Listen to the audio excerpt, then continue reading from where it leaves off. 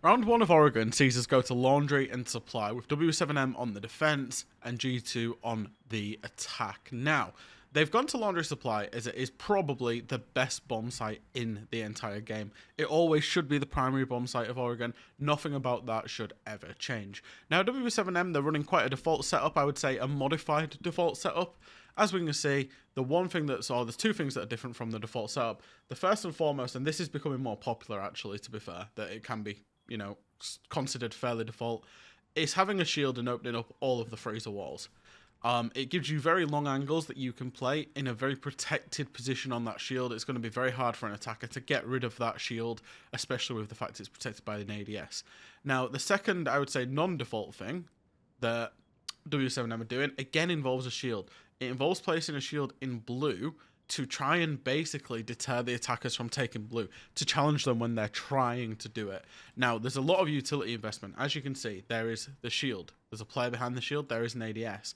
What you can't see in this shot, but I'm going to show you just now, is the fact that there is a Melusi Banshee outside as well. So they really do not want the attackers coming in blue. I would potentially say this is a little bit of an overextension of basement, but they really want to fight onto blue. If that shield gets cleared, it then makes the blue and elbow position quite weak because they do not have another shield. In this lineup, if you could find 3 shields, maybe Julio goes on to another shield, then I would back it. Because if you have a redundancy shield that's playing here, then it's absolutely fine. But currently, you've only got the shield protected by literally one ADS. It will and can be cleared, especially because of the fact that G2 are bringing a Monty. Anyway, let's look through at the reinforcements. Closet walls reinforced. One wall of elbows reinforced with the right side open. That is usually the correct side to open. It provides better angles so elbow cannot be taken by the attackers. Holes in the pillar wall. I presume that there is a bulletproof of Volps that's sitting here. That this bulletproof sees so much information. Let's just double check if the bulletproof is indeed there. Yes, it is. And then you've got the 2 E-box walls reinforced and the single wall to blue reinforced. All of the hatches will also be reinforced. So that's the state of play. 4 people downstairs to W7M, 1 guy roaming freezer stairs. I say roaming. What this player does, this Jaeger of Herds, basically in the role of a default, is they shoot some drones freezer side and they run back down freezer stairs. What are G2 bringing? Well, I've gone 15 seconds into the round. We can see Benja's already worked his way into the top floor, with Blair outside of main door. 2 players from G2 are working through the west, so this is absolutely a full clear from G2. However, and if you did watch the cafe, we've seen that on the defenses, W7M tend to overreact. So what have they done? G2 have brought a Monty who's just going to walk towards the W7M players and keep those guys distracted. Let's see how it plays out. So first and foremost, the Monty is outside of blue, sees the Melusi setup, sees the shield, and actually decides to back off. We've then got G2 players working through the west side of the building, or we should have. Where is that second G2 player? It's the Ayana of Doki and Benja on the top floor. So Benja's worked his way all the way to the top floor. There was a rotate made in prep phase, which I omitted to talk about for W7M, just from the attic to T2. So top floor is now under the control of G2, and you can see a lot of the drones coming out across the mid floor. This is very typical for this type of attack and this type of west clear, full clear, you could call it, from G2. Is that you would take the top floor first, obviously, then make sure with drones and then people that the middle floor is clear. It looks like that has been established now. And then G2 will now go about working the hatches. They've brought the Maverick because they don't know, the Maverick of Virtue, they don't know whether Arcade is in play. They haven't necessarily checked in the prep phase with their drones. So just in case Arcade is in play, Virtue is going to be playing the Maverick. As it is, he didn't need to be playing the Maverick, but he is anyway. Doki goes down and shoots the freezer cam. Hatches are going to start to be opened. Now, your Habana's always got a big routing that she's got to do. Normally, you'll see, because of the way this routing works, is that Habana would have to open this hatch, and this hatch. You'll normally see that this wall will be sledged out, this wall will be sledged out, and this wall will be sledged out, so that the Habana can basically freely go through, basically. There's no sledge on the side of G2, so the Hibana will absolutely lose time to the fact that she's droned the whole map, and then will be going to open the hatches. You can actually see that Virtue's going to still open the hatch with the Maverick to try and keep this time good for the Hibana, so that she can go and establish herself over on the tower side. So now we get to the point of the round where G2 are thinking about an execute. Now, with the basement, the way that the basement works is it's a series of who can clear power positions and where the defenders are sitting in reference to those power positions. There are a lot of different power positions that a defender could be sitting on inside of basically site. So I've just put X's there, right? You know, strong positions that aren't accessible without forcing your way into site. I count 1, 2, 3, 4, 5, 6, 7, 8, 9, 10. There are probably a couple more. There's one behind the laundry, 11. There's a lot of difficult positions to clear out for G2 and for defenders. So the way that you win or lose the bottom floor is being able to get to the point of an execute in either equal advantage, so now that G2 are in a 5v5, or in man advantage. This is why it's so important for the defenders not to give their lives on the basement site, and they just need to sit pretty. The fundamental of why this basement site is good is because you're looking at essentially the site being, and the playable areas being these kind of playable areas here, and every single one of these, apart from, actually, let me just erase that, apart from E-Box, all of these areas are safe from vertical. Now, the reason that's important is because as a defender, you've got 5 people potentially to watch 4 points of ingress. First point of ingress is tower stairs. Second point is blue. Third point is freezer. And the fourth point is laundry. Now, you've got 5 people to watch that, which means you will always have at least one spare part between these 5 people to create a crossfire. So are they pushing laundry and freezer? Cool. Well, one person will backstab. So you can commit one person to a backstab, 2 people here to create crossfires from freezer door and from highway, and then 2 people over the laundry side to create a crossfire from the closet and then from the laundry machine. And that's how these defenses operate and how these defenses line up. So when you're executing, it's a lot of power positions to clear, and it is very easy for the defenders to get from one power position to another. That's what makes this site so good. Now, we'll see how G2 do it. Obviously, the Monty has gone down freezer stairs. They've got a player walking down laundry stairs as well. So it looks like G2 might well go from all angles at the same time. The flashes are coming out for this shield, I believe. ADS goes. There should be somebody on freezer stairs. Oh no, the nade goes down to get rid of the shield. That's really good by G2. I said it was a very difficult shield to get rid of, but they managed to get rid of it, which is pretty good. So you've now got 2 bottom laundry, 3 bottom laundry, 3 bottom freezer, 1 bottom laundry. 2 of the smokes have now been shot, have now been thrown and deployed. There is only 1 more smoke canister to go, so this is good time management for G2. And if we look at where their players are now, this is the backstab player over here. This is Benja on the Nook on the backstab. Now, he needs to make sure that he doesn't go before any of his teammates. And obviously, it's still going to be a very difficult push because the Malusi, don't know why I keep calling it Malusi and the shield. I think that's probably the reason why. But this is a complete laundry freezer take with Benja on the backstab. Now, again, he needs to be careful not to die before his teammates. He does grab the attention of Herds and the player playing in blue. Now, the fact that he's shown presence, got a couple of shots off, and then clear and ran away, is actually quite good for G2. The reason it's quite good is because he's got the time to rotate and find a different backstab option, whether that be the stairs or whether that be the meeting hatch. Because now, because Benja's been shown here, Herds is completely engaged this way. So this one little showing of the information is Herds gets completely engaged on blue. And now you've got another player here, which I believe is either the mute, I think it's the mute of Julio, that is engaged for the backstab to either E-Box or tower. The reason that's big is now you've got a 4v3 essentially ensuing between your laundry freezer players and your free site players. So Benja looks like he's going to go back into tower and go down the staircase. So as you can see, that 2v1 engagement that I was talking about now doesn't occur because you've got a player out in the laundry machine. Is he just out in the open? Oh, he's swinging it, yeah. You got a player out in the laundry machine that's on his own. This is the opportunity for G2 now. Whilst these two players, or whilst Herds and Julia were worrying about the backstab, that's the opportunity for G2 to use their man advantage and actually take site. JV gets a kill onto Doki, which is less, obviously far less than ideal. Loses that fight, takes a big peek out. Alamel's now in freezer on his own, and he's been covered by 2 people. Knife comes out to move the shield, and the shotgun comes out at close range from KZ. Now, have W7M overreacted? Because you can see that Virtue is pushing all the way down freezer and should find a pickup back onto one of the players. Maybe not, because Volps finds the instant refrag. Volps was ready for that. So, actually, W7M, they've got rid of the freezer push. It's only Laundry and Tower Stairs that's going to come in now from G2. And they should be aware, W7M should be aware that you don't do a freezer push without doing a laundry push. They've got to be aware somebody's coming from laundry.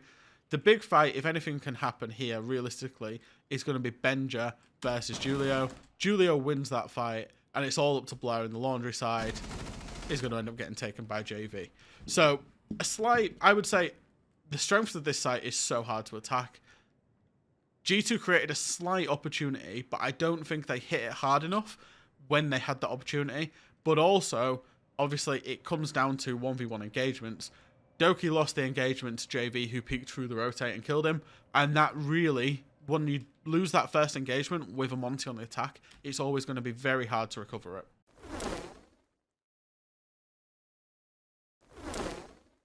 Round 2, and we're going to see W7M go to that secondary site of kids and dorms. Now, I would say it's fairly default as to how the pro teams are playing it. Might look very different to how teams play it in ranked.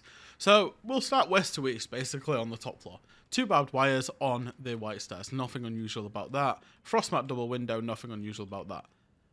Crouch height holes from the double window into kids, nothing unusual about that, with the single wall reinforced. The reason that you reinforce that single wall is so that you can comfortably play behind the bomb chassis and in kids without being shot.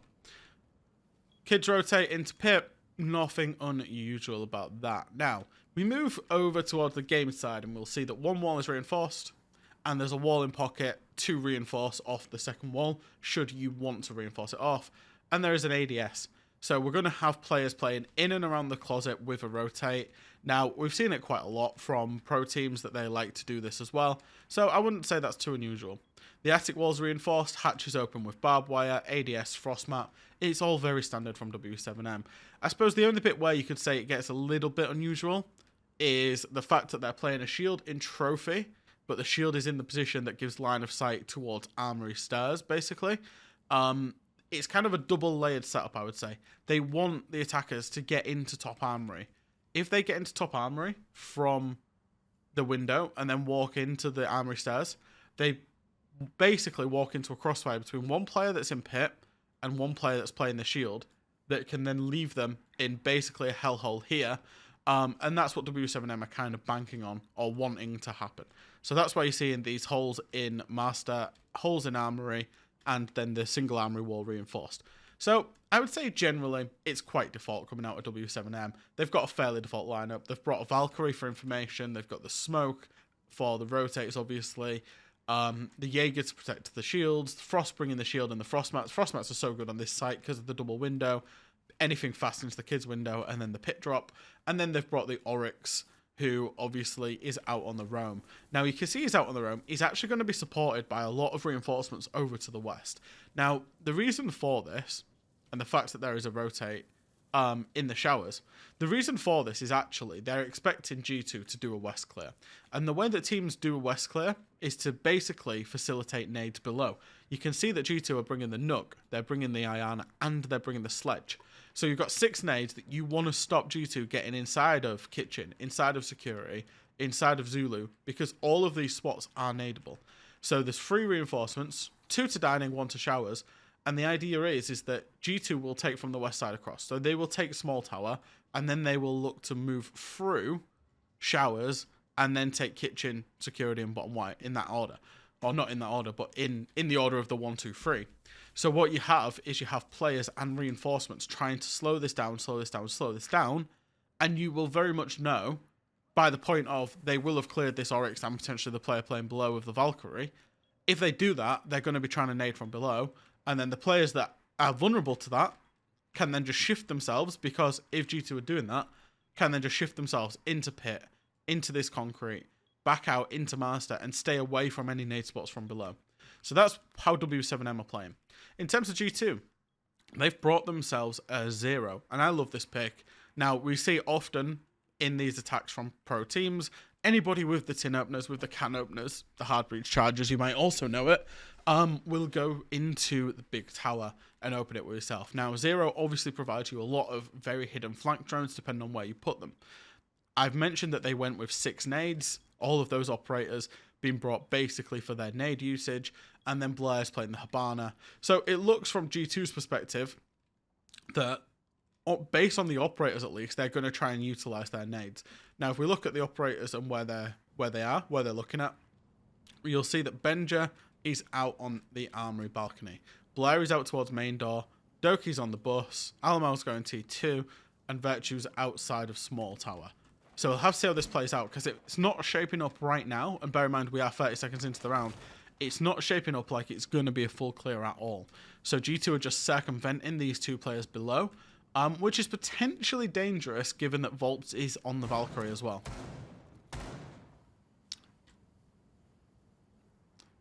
So we can see that Benja's got himself into armory. He's, in a sense, fallen into the trap that W7M want. Because let's not forget as well, if nobody is playing out in Master, I talked about the crossfire that can be established from this shield and from the pit. If this player rotates through to here, he can also establish a crossfire to wherever in armory the attackers are playing. So this is very good from W7M, and G2 have fought, potentially at this moment in time, fallen into it, because Benja at least is inside of armory, although it looks for now that he's just holding and waiting for drones to assist him. That drone came out from Blair, but it has just been shot. So Blair's now going to go on the master balcony. This is good, because now that third line of sight that I talked about in the closet cannot be played. So the Benja and Blair are definitely working for master control, the 2 of them. Alamal looks like at some point he will be going in T3. And so it's all about Virtue and Doki and what they're trying to clear at this point. Doki's looking for a vertical nade from White Stairs, and Virtue's still droning this setup on the small tower side. So this is very much a split take from G2, and we saw this happening. We saw this happening during 2022 for G2 actually, where they would try and take everything but only commit 1 or 2 players to doing it. As you can see, you've got 1 player committing to nading below from White Stairs, 1 player committing to working on a West Clear, 2 players committing to working on Master, and 1 player T2. It's very split off, and if the defense identifies that, they can push, because if you're doing it with 1 person, the defense could simply just put numbers on that 1 person, refrag it out, and completely counter it. Benja ends up dying to Volps, who flanks in the lobby, and this is part of the issue there, right? Is that actually W7M have 1, 2, 3, and even a 4th should they need it to fight the 2 people of G2. So Benja realistically is between a rock, a hard place, and a Valkyrie below on W7M. Oh, and there was actually a 5th player that was coming to help in terms of the Oryx. So that's the first advantage for W7M. They get the kill, they get themselves out of there. They also reinforce off the closet. They say, we've got our advantage, we don't need anything else. Now, at the same time, Virtue has worked his way in to showers.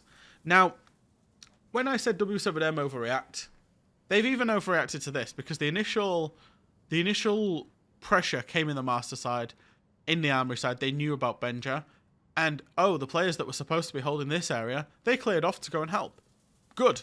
W7M committed the numbers, but then they've just given the numbers back because they lost the ground, and Virtue, playing in a very smart manner, took it back off them. As this was going on, we can see that Virtue's working his way through, goes into showers, sits and holds the rotate, and actually finds a free kill. Now, that's really good from Virtue, because it now means that Doki can start going in White Stairs. They can start working their way through to get some of these nades on the go. Doki's actually expended both of his, but Virtue still has both of his. Now, Alamal's, by this point, got control of T2 and T3 and by extension T1. He knows about the player in meeting because you can see the drone right next to him, and will take some pop shots at said player who drops the hatch. They know he's dropped, so that engagement is going to be saved for another day. So G2 now have control of below the site because they've killed one of the players that was playing there, and the other player has gone into meeting. They've got control of that. They've got control of T2, and they've got white stairs. So Doki's going to be looking to make a play white stairs. If he makes this play and it happens, G2 are in a very good position to win the round, but he could be taken. I would say this is a high risk, high reward kind of play that Doki's trying to make. He's trying to go ahead of his team, find this one pick up here, up white stairs. If he kills it, he can explode onto site. G2 can explode onto site. And as we've seen, W7M significantly overreact. If he gets this kill, that player would be dead. This player down in the basement is known to have dropped the meeting hatch. G2 have an opportunity for a 4v2 on site. And that's basically the thinking that G2 are taking, or particularly Doki is taking right now. I'll actually go to his POV to watch it. Gets himself onto the white stairs.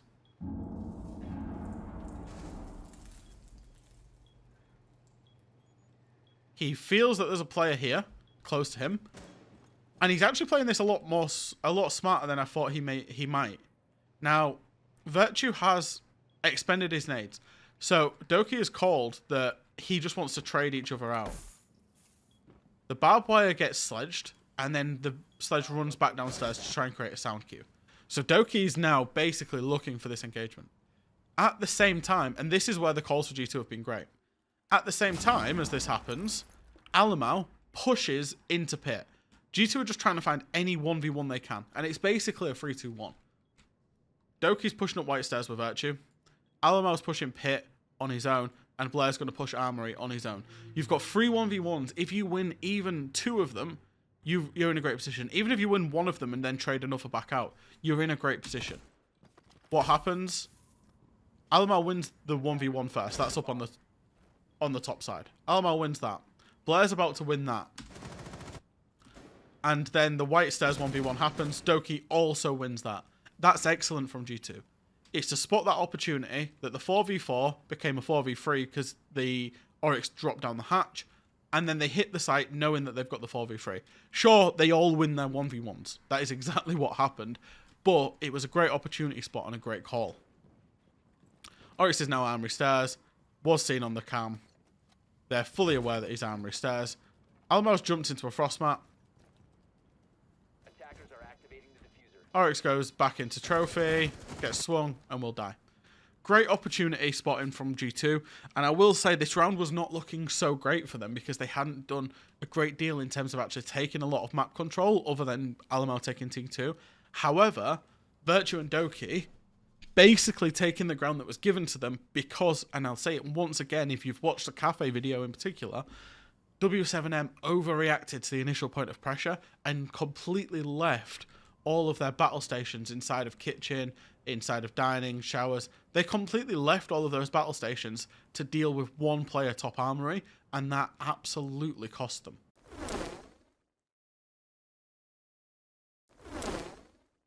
Round number 3. Now, W7M, they've lost on the Kid Storm's defense. Even though they should have won it, they probably should have gone there for a second time and backed themselves to actually execute their plan. Now, they've gone instead to kitchen and meeting site. So let's have a look at how site is set up. 2 walls of attic, fully reinforced. And the sandbags position here is completely protected by 1 Wamai Magnet and 2 ADSs. A lot of investment. W7M are expecting G2 to take tower and look for a stage plant. And therefore this player in the sandbags position has got a lot of utility invested into them. 2 walls of meeting are going to be reinforced. Boom and boom. Rotate has been made between meeting and kitchen. Kitchen single wall has been reinforced. Rotate inside of security with some lines of sight holes as well. So W7M are going to give G2 the west side of the building between showers and dining, basically, and small tower. They're going to give them lobby, although lobby is quite dangerous because they can just walk out of sight, so they can fight a little bit for lobby. They're not just going to give it freely. And then up on the top floor, you're going to see the hatch looks, it could just be the replay, but it looks like it's open instead of being reinforced.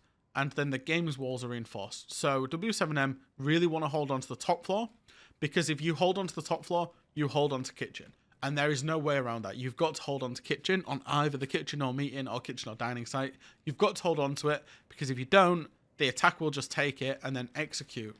Because you're giving them the west side for free, if the attack takes the top floor, then the plan in this circle is absolutely on, because all they've got to do is breach one wall and plant, because you can't stop them, because all of the verticality can be achieved.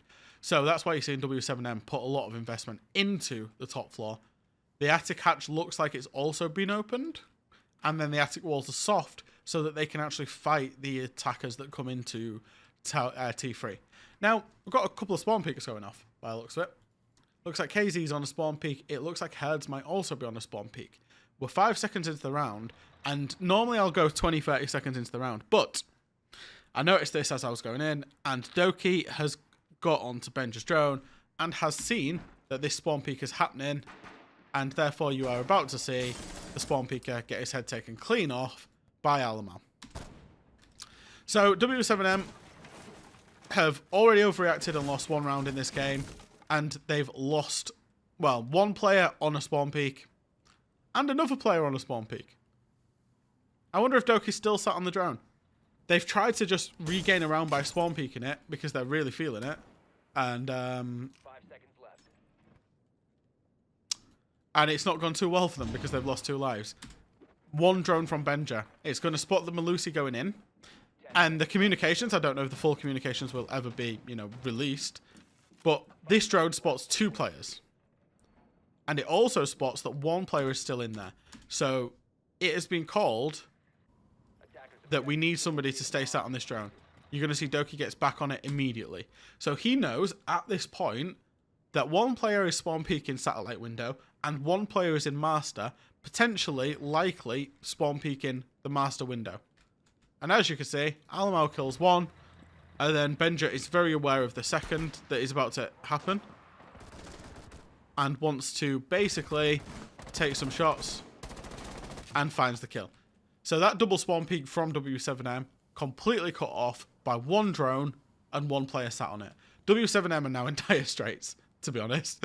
They need to find something back. Otherwise, G2 are just going to be able to execute absolutely no problems whatsoever. So G2 could just take the pick of whatever they want. It's a 5v3. It's a double spawn peak. They know 1 player is flag because he took some shots at Benja and has now just been droned. So now what do G2 take? What can they take? What's free for them? I would imagine they've killed 2 players on the top floor. So immediately your plan should be take control of the top floor and then see where you end up. Curiously, there's a 3rd player sat right underneath Benja's drone. I don't actually think anybody is on it or anybody is aware. Maybe they are.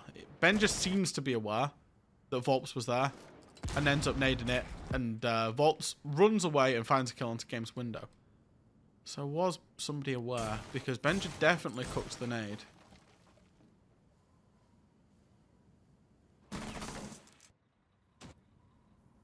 Maybe it was just the call as to why Benja naded. Yeah, I feel like it was just the call as to why Benja naded. Bit of a misplay potentially by G2, who could have forced this engagement to be a little bit more on their terms. Doki ends up losing the fight to Volps, and that's a 4v3. It's now actually somewhat recoverable from W7M's perspective, because G2 are very spread out, very sporadic. If you look at the positions, Benja's up on the top floor, Blair's outside, Alamo's by Big Tower, and Virtue's worked his way into showers. There's some 1v1s that might well occur that should W7M win those 1v1s, they can drag the round back into their favour. I would say particularly this player of Volps up on the top floor that has now found 1 kill on Doki.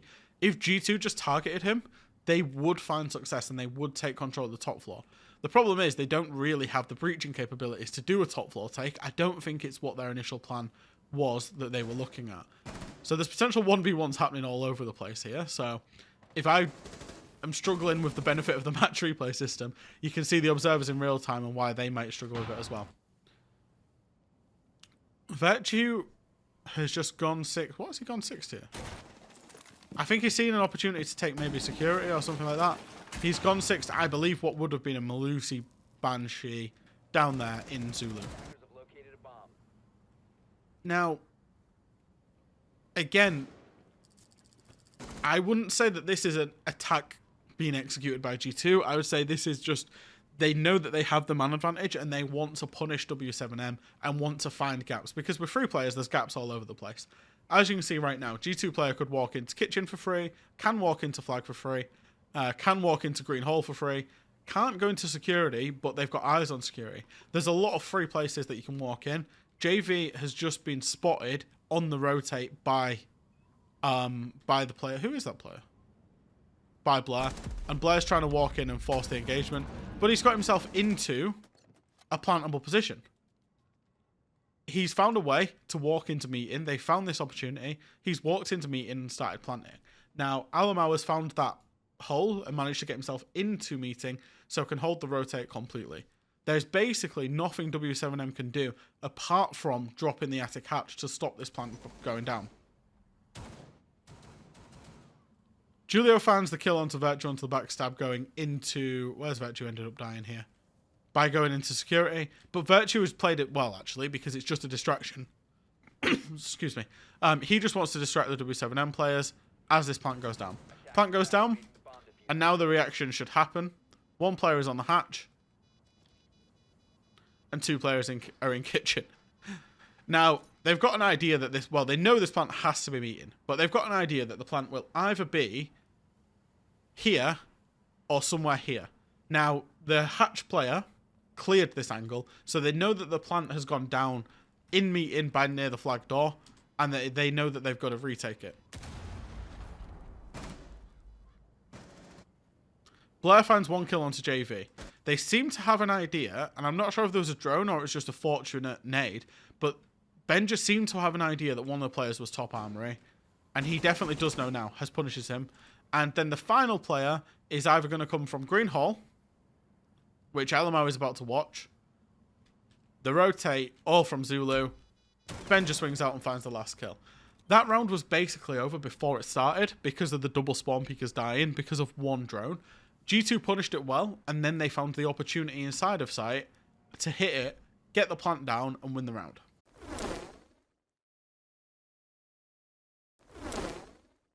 Round 4. Now, W7M, they're going to go back down to the laundry site. It's probably the best course faction. So far, it's the only site that they've won, and it's the site that they're supposed to win.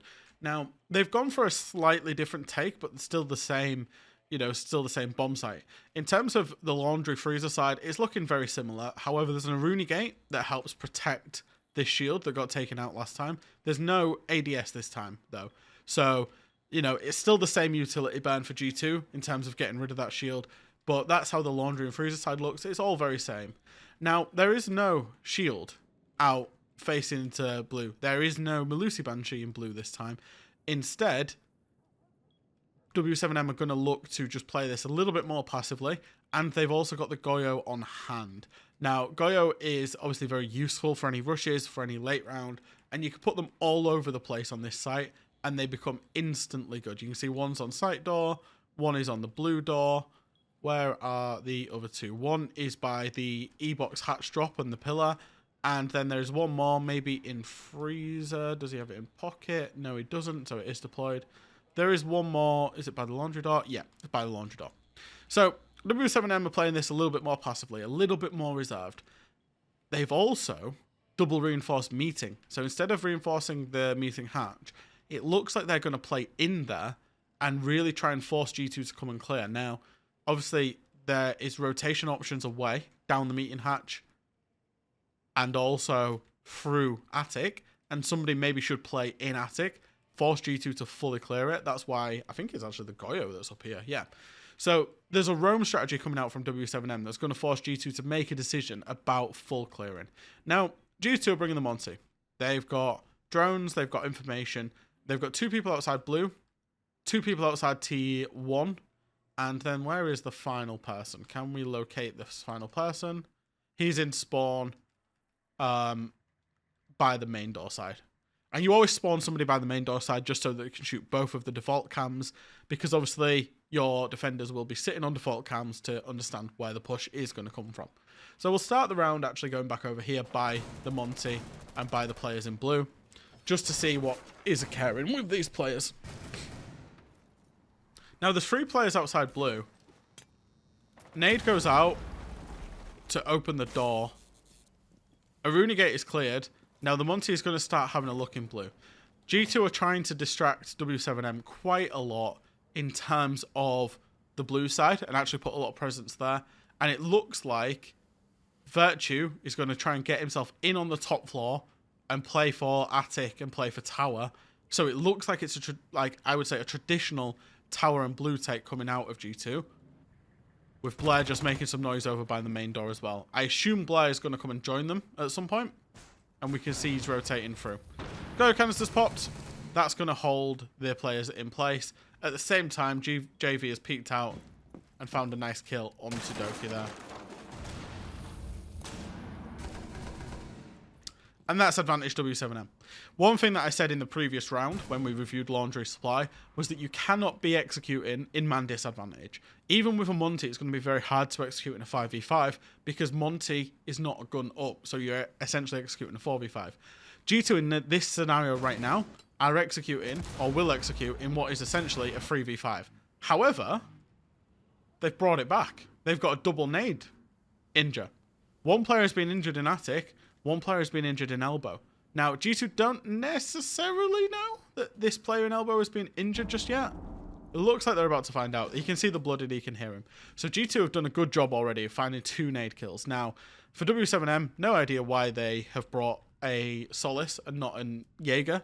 I think that's trying to do too much, trying to play basically too many operators, because the Solace is always good, but a Jaeger, not having a Jaeger here has absolutely just cost them a life down in elbow. Anyway, Virtue's made a good play in attic, but gets refragged straight away.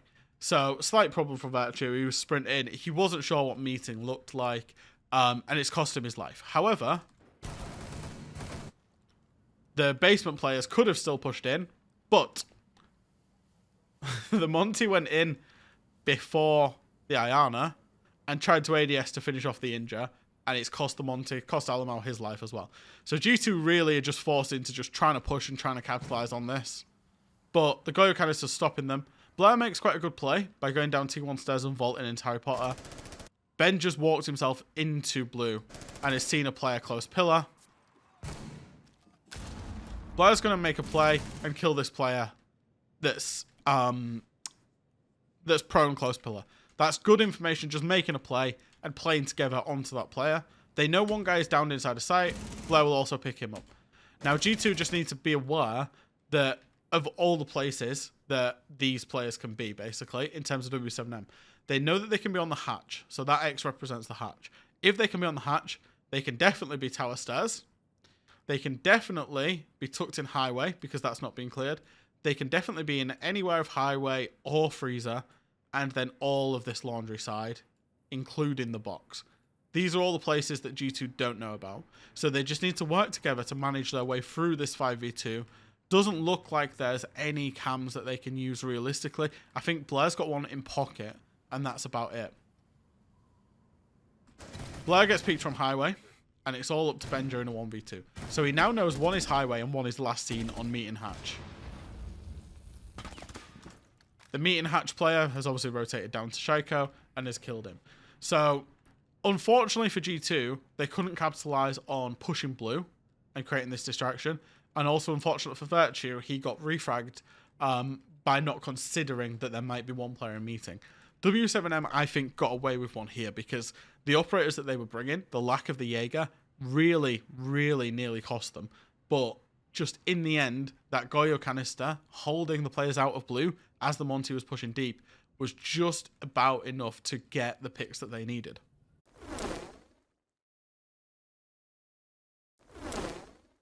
W7M are on a full rotation cycle as we come into round 5. We can see that they've gone to the kids' dorms after winning Laundry Supply again.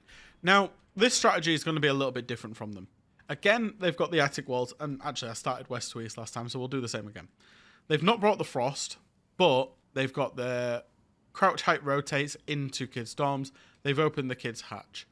All very standard. There's nothing on white stairs yet. There is no barbed wire.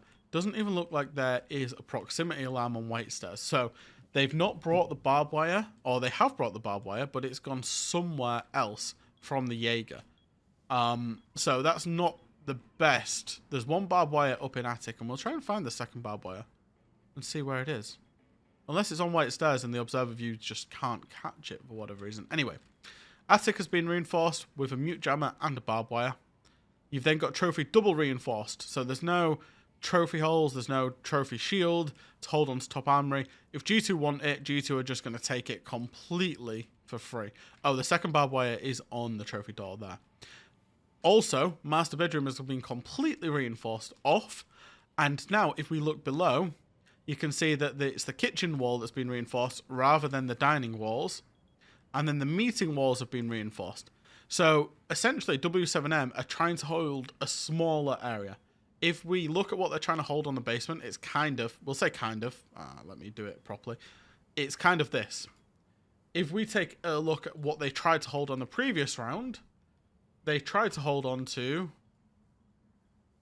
all of that in the previous round, and it cost them because G2 found a way in. So they've condensed the area that these roamers below need to hold vertically, and they've condensed the area that the players above are actually holding as well.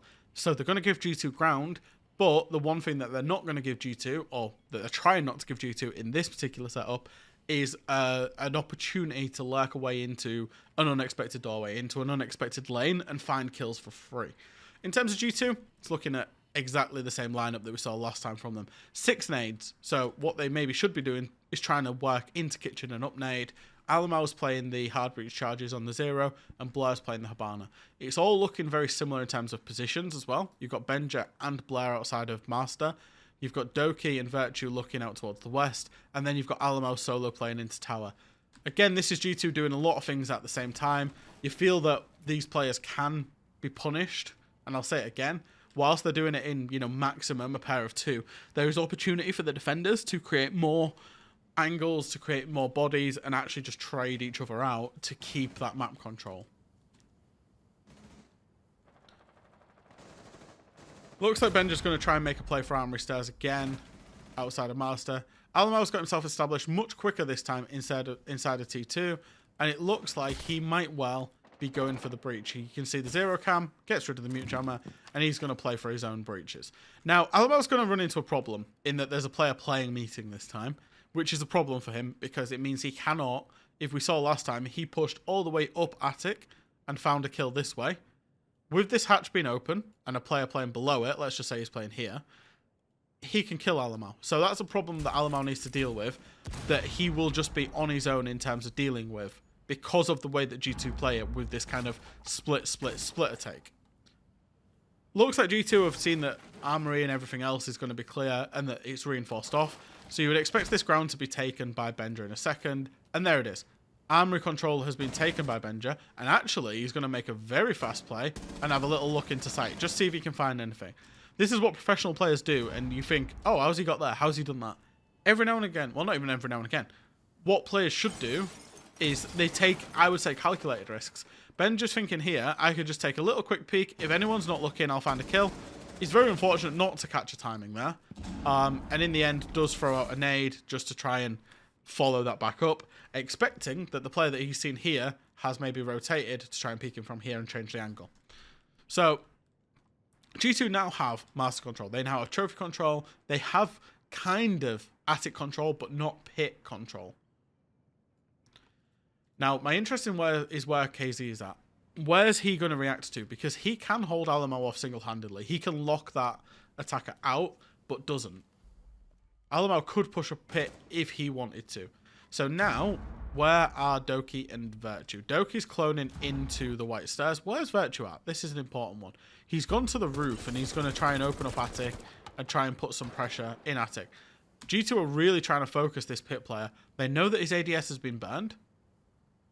So they're going to try and find a kill with Virtue, dropping the nade in onto him. In the end, he thinks better of it. There's a lot going on in this round simultaneously. The breach onto the master side comes off. As Virtue pulling this nade, and this is nice from Virtue actually. Let's watch this from Virtue's POV. I was focusing on a little bit too much. Pulls the nade, makes the sound cue. Appreciates somebody might peek him. Oh no, he's not even been peeked. He's not even been peeked. JV's just caught an awful timing of when he wanted to move off of that window. Oh, that's unlucky for JV, but Virtue finds the first kill anyway. Blair's now just breaching the master side as Doki's tried making a play up the white stairs. We know Doki likes this white stairs play. Virtue's just found a kill, and Doki's just thought, well, there's nothing on white stairs, I'll go and take it. Unfortunately for Virtue, Volps is at the bottom of white stairs. Oh, sorry, unfortunately for Doki, Volps is at the bottom of white stairs. KZ also gets that kill that I was talking about onto the hatch that G2 didn't consider, and finds that kill onto Alamo. So G2 are in a 3v4 scenario, and what do they know? They know that there was a pit player. They know one's just died white stairs. They know one's just died from meeting. So they know where 3 of the players are. So they're going to try and find a pick back. That pick back comes in the form of Virtue. Now, again, this is kind of... We've seen it a lot during this grand final, and teams, you know, do this a lot where it's in round recovery mode rather than actually executing a plan. It's very fluid. But G2, their primary kind of attack has failed. Their primary of getting up white stairs has failed, of pushing through pit at the same time. They've tried to do the 3v1 probably a little bit early, but they've traded it out to a good scenario. They've traded it out to a 3v3, and they know the location of 1 and 2 of these players. They know this Oryx is offsite, and they know a player is on white stairs. So should they trade this white stairs player out, we've got the same scenario that happened in round 2. Blair is continuing with the breach, and he's going to look for something trophy. Now, Benja is just lurking. I think he's played this very smartly. And I don't know if G2 had drones or knew where this Oryx's routing was going. But the Oryx, after getting that kill, has ran himself through and was seen on a drone lobby door. And therefore, Benja, instead of jumping in white stairs, has just held the white stairs, punished the Oryx. Really nice, actually. Really nice from G2 to collapse on the information that they know about and understand the rotations. They know one guy is now White Stairs Legion, has probably gone somewhere into sight, and they are probably not too aware of where Julio is playing, but they just need to be passive on Julio. They don't need to try and find engagements with him because they can just keep picking apart the people that they do know about. Virtue finds a kill onto the rotate. He's a very smart player, Virtue. Very, very smart. As, you know, he brings the refrag, jumps in, finds the refrag, and then just keeps himself in attic. Keeps himself just safe, looking, thinking, doesn't overextend, doesn't go and throw his body away once he's got the kill, as a lot of players do. And as you see, he's going to drop down, and he will find the kill onto the rotate. Finds Volps. So now it's just Julio that's playing close breach in a 1v3, gets spotted by Virtue, gets punished by Virtue, and that will be the round to G2. Primary plan did not work, but G2 managed to take the ground, they managed to refrag it out, and they managed to use their information. And this is what G2 have been doing remarkably well through the whole tournament. They've managed to use their information to their advantage. If they know one person's off site and it's a 3v3, that means it's a 3v2 on site. So consider where those players are, hit the site, and then deal with the person flanking late. In the end, they've all played and made very smart decisions, and they've won the round 3-2 to G2.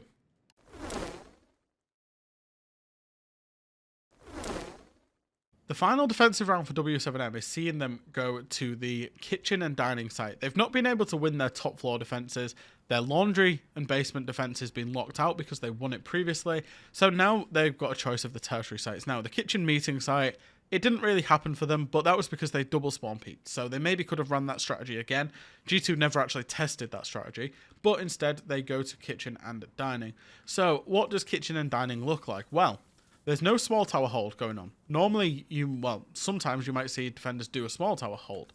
There's no holes in the dining wall. It's fully reinforced, but there is a bit of a showers hold going on. You can see there's ADSs, and there's reinforcements for showers, and the showers 90.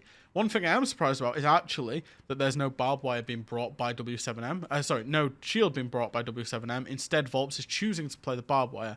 Now, obviously barbed wire is very important, but the Jaeger could have brought the barbed wire, and then Volps could have brought the shield, because that shield could then have been played in the showers 90. Because realistically, this small tower side is completely, I would say, quite fragile should G2 just execute a small tower take, especially with no shield for the showers 90 player. They would clear out the showers player, and it's all very easy, in my opinion. Now, one wall of meeting to kitchen has been reinforced. A second wall, I presume, will go up there at some point. Maybe not. Now, the top floor, as I say, and I said it last time, is you've got to hold on to all of the top floor when you're defending any sites involving kitchen. You can see that the way that W7M want to do that is they want to focus all of their attention onto basically kids and dorms. They're going to allow basically G2 to take Master, Armory, Attic, whatever they want to take over there. However, there is a Malusi playing on Armory Stairs. I would presume, given the reinforcements, Malusi's intended location in the strategy is somewhere around here, but she's strayed. Now, if G2 find that out and punish her, then top floor would be G2's for free, and that would put a lot of strain under W7M. Speaking of G2, we've got a Glaz, we've got an Osa, we've got a Dokkaebi, we've got a Thermite, and we've got an Ash. So I would suggest right now that G2 are going to look to take Small Tower and execute in that method. They're going to look to try and take control of Small Tower, play vertically, breach the wall, and then look for a plant on the behind an Osa shield somewhere here, with, you know, using the smokes and the glass as cover as well. I'd say it's a bit of a pocket strat, but it's also a very default process that G2 would need to run through. So we'll leave ourselves here. We'll leave ourselves just on this view. You can see that Doki's in and has done vertical already. Although, was that a C4? Wasn't a C4. Doki's in and done vertical. He's also opened up the showers. Now, G2 are absolutely executing a small tower take here. I'm not exactly sure why Blair's not stuck his Osa shield just down. He's taken a lot of damage, but he has drawn out one impact. Now, that's key, because that means one of his shields, for definite, will now stay up. KZ was the only counter. Well, not the only counter. There is C4s, but I'm not sure why he'd waste a C4 on an Osa shield. But KZ was one of the main counters for the Osa shields, and one impact has been expended. So yeah, G2, 4 outside of tower, and 1. Who is this player over here that is on his lonesome? It's Alamau that's just holding the main door, run out and lurking in the main door. Alamau gets an entrance into the main door and takes Classroom for free. This is great because this backstab could actually be a primary push as long as G2 don't overplay it. Smoke goes in. The Thermite charge, and this is a trick that everybody should know about, but the Thermite charge is detonated on the floor above and will break a very high hole in the dining wall. One Osa shield set up. Looks like Blair is going to try and establish himself a second one. He could actually establish it just inside the doorway here, but he's taken some more damage. He could establish it inside the doorway here, and then this plant would be almost unlosable. So G2 is still executing this small tower take. It was given to them for absolute free, so they're still in the midst of that.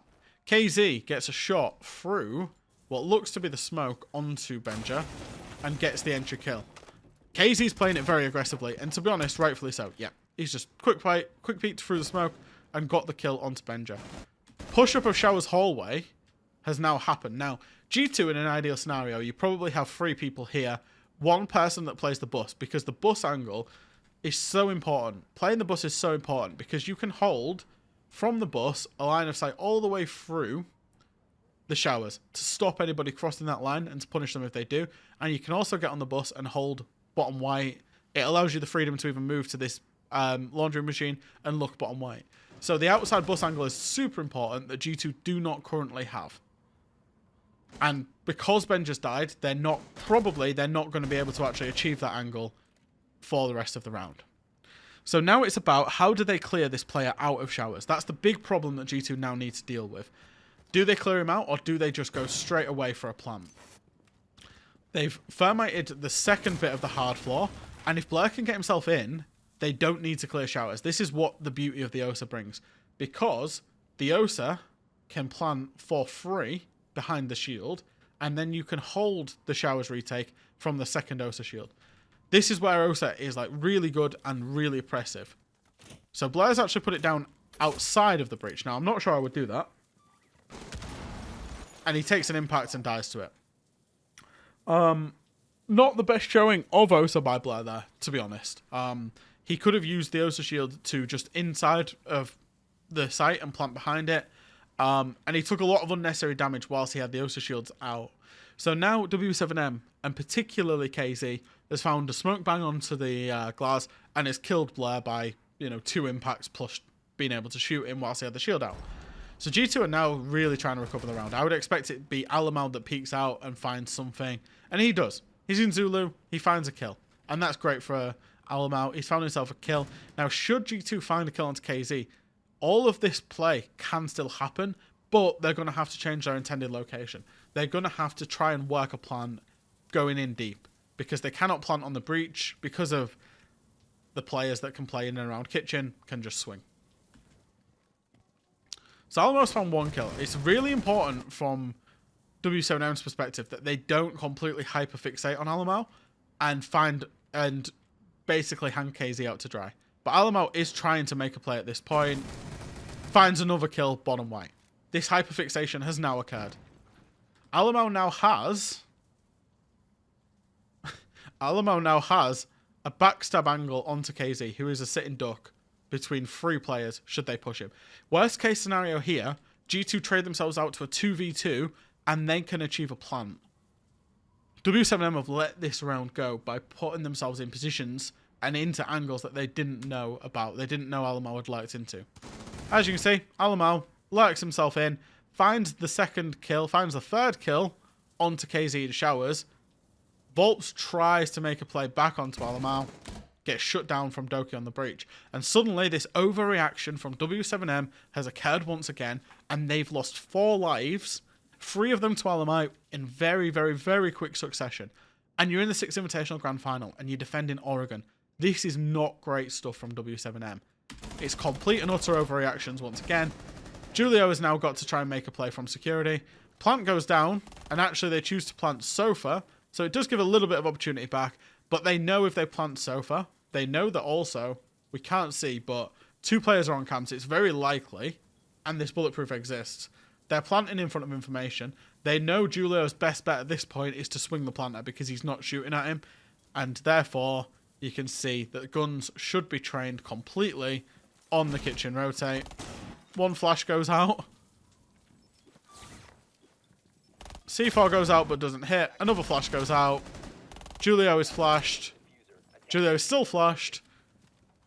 And moves back into kitchen. We're in a post plant, but they know exactly where Julio is. And actually, Doki's thinking, I fancy a bit of that. I fancy boosting my KD. Gets the kill. G2 didn't execute their primary plan. Again. But insane lurk play. Insane recovery of the round. They weren't even necessarily playing off information when Alamau has walked his way through Zulu. But they managed to find, Alamau particularly managed to find a big 3K and recover the round. W7M hitting all of the same problems they've exhibited most of this grand final, if I'm being truly honest, in that they are overreacting completely on the defense.